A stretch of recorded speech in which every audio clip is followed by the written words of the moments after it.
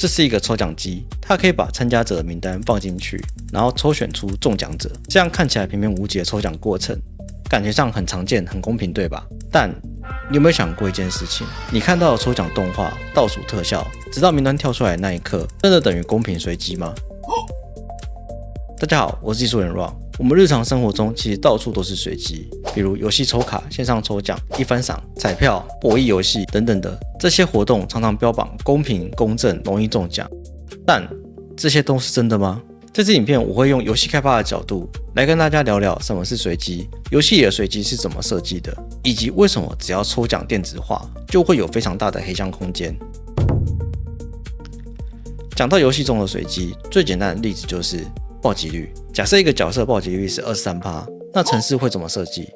程式可以在每次攻擊的時候隨機產生1到100個數字，如果數字小於等於23，就會觸發暴擊；如果大於23，就是一般攻擊。這就是最基本的幾率判斷。那有些玩家可能會說，對面明明就只有1%暴擊率，但連砍5刀，刀刀暴擊，這是不是開外掛？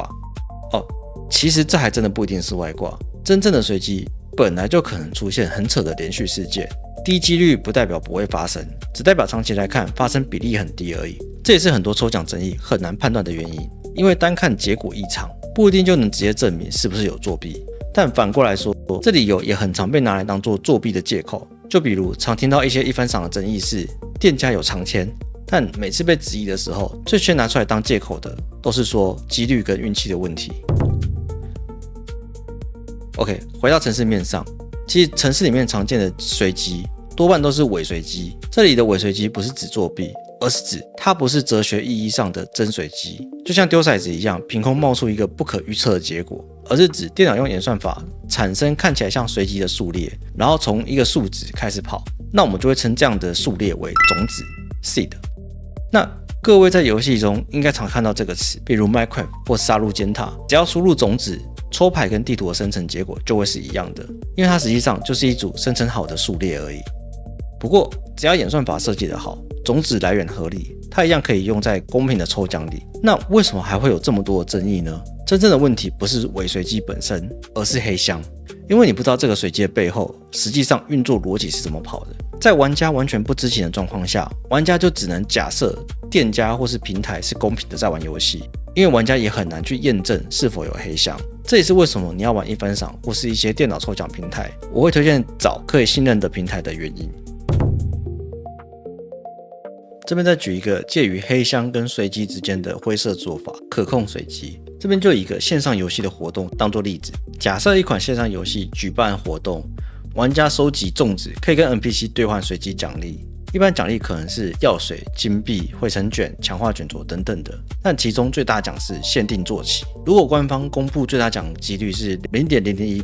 玩家有1萬人，平均每個人抽10次，那照幾率來看的話，可能會抽出100個限定坐騎。這時候，如果你是營運方的話，你就會想到幾個問題。這邊各位也可以暫停5秒想一下。OK， 公布答案。聰明的你一定會想到幾個問題。第一，如果大家運氣都很好的話，這個限定坐騎就會滿大街都是，一點都不稀有，那怎麼辦？第二個，但如果限定只有10個坐騎的話，幾率會很低，大家不想參與的話怎麼辦？第三個，如果活動第一天大獎就抽完的話怎麼辦？所以上述這幾個問題，比較聰明的營運可能就會這樣做，把隨機改成可控隨機，比如前半個月只開放5個名額，後半個月再開放5個，或每隔3天開放1個名額，避免活動第一天最大獎就被抽光，導致活動後面沒人參與。那這種設計本身不一定是有問題的。如果規則有講清楚，玩家知道最大獎有限量，分階段釋出，那它就是活動規則的一部分。但問題是，如果主辦方沒有先講清楚，玩家以為自己參加的是公開幾率的抽獎，實際上背後卻有時間鎖、名額鎖、賬號條件、權重調整，那這就會變成黑箱。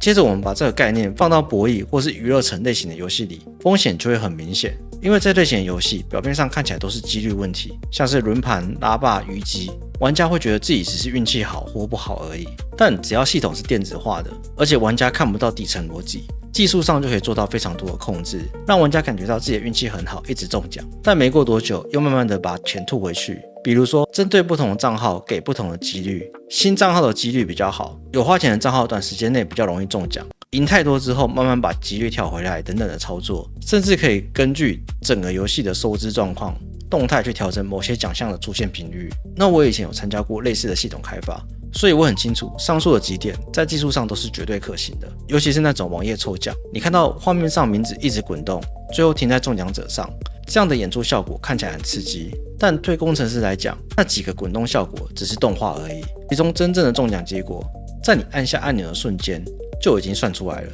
甚至可能在你沒按之前也早就決定会不會中獎了。不過這邊要打個預防針，技術上可行不代表每間公司都會這樣做。如果規則不公開，沒有第三方稽查，外部人士根本無法驗證，你就很難判斷到底是運氣問題還是背後真的有做手腳，這也是黑箱很難被揭發的原因。所以近年來很多被質疑抽獎有問題的活動，核心不只是結果看起來很巧而已，而是這個中獎名單到底是怎麼得出來的。例如有些活動會出現重複中大獎，同一組尾號反覆出現，或是高價獎項集中在少數人身上，主辦單位可能會說，這是因為他抽獎券比較多，所以中獎幾率自然比較高。也有可能會說，只是顯示結果問題，不影響實際獎品發放。甚至有些單位懶得解釋，就直接講說，這只是運氣好而已。這些理由有沒有可能是真的？有可能，但無法讓人信服。我們就拿2024年政府的雲端發票抽獎爭議來講，雖然最後的結果調查是查無不法等結果，但這不代表這個抽獎邏輯就沒有爭議。這個案子真正被質疑的地方是，當初官方公開的說明是，積極參加活動就會獲得更多的抽獎券，越積極參加，中獎幾率就越高。但實際上，廠商做出來的功能是，它會依據活躍度將抽獎者分成，高活躍度的玩家可以優先抽取獎項。那這就是問題所在了。如果活動說的是抽獎券越多，中獎幾率越高，一般人理解就會是，我每多拿一張抽獎券，我就多一個獨立中獎機會，對吧？但它實際上不是這樣子算的。除此之外，最大問題是這套權重條件有沒有被清楚公開，有沒有特定少數人比一般參加者更知道規則？這兩點外部人其實很難去查證。所以，就算我們假設這只是設計失誤，不是有人刻意作弊，你也很難讓人家相信這個沒有圖利特定人士，這就會導致民眾對政府的信任危機。那有沒有真正比較有公信力的做法呢？雖然很多政府或民間單位為了增加活動的可信度，會說抽獎過程有律師見證，但這其實沒什麼用，因為這不是律師的專業領域，他能做的就只有見證抽獎當下有沒有照流程，例如誰按的按鈕，畫面跳出什麼名單，有沒有直播，有沒有錄影等等的。但問題都是藏在程式碼、資料庫、演算法這種內層的東西，這些就算律師在那邊看到脫窗，他也看不出來哪裡有問題，這樣做就完全沒有任何意義。所以，如果要增加公信力的話，其實做法也很簡單，只要事前公開完整的遊戲規則，抽獎前封存參加名單，產生雜臭值和時間戳，避免事後偷改名單。抽獎程式交給第三方資安或者其他稽核單位檢查，這樣做的話，就可以知道程式裡面到底有沒有作弊了。但是坦白講，這些大家都知道的事情，卻很難被執行，因為廠商只要說一句這是公司機密，你就沒辦法去查，只能等到真的出事之後，才由政府介入去查。這也是為什麼爭議這麼多的另一個原因。最後總結一下，在遊戲裡操控隨機是為了讓遊戲體驗更好，例如保底機制、掉落平衡，避免玩家玩太久沒有獎勵，這些設計就是為了讓遊戲變得更好玩的要素而已。但如果這套邏輯放到金錢相關的抽獎，那性質就會完全不同了，因為消費者付出的都是真金白銀。你說隨機，他就會以為這是一個公平的機會。如果背後其實有一套沒有公開的控制邏輯，那這就不是遊戲設計，而是會牽扯到公司或政府信譽的問題。所以這支影片雖然在講隨機的應用，但其目的不是要說所有的抽獎都是假的，也不是說所有電子的抽獎就一定會作弊，而是它背後的邏輯，在不懂的人面前，它是一個很簡單可以被操控的數字而已。所以像我自己是知道背後這些邏輯的人，我對各種抽獎活動都不會抱太大的期待，有就是有，沒有就是沒有。所以還是那句老話啦，除非中獎的是我，不然我都不相信是真的。好了，以上就是本期影片的全部內容。如果你有看過什麼神奇的抽獎案例，也歡迎留言跟我分享。那我們就下部影片見啦。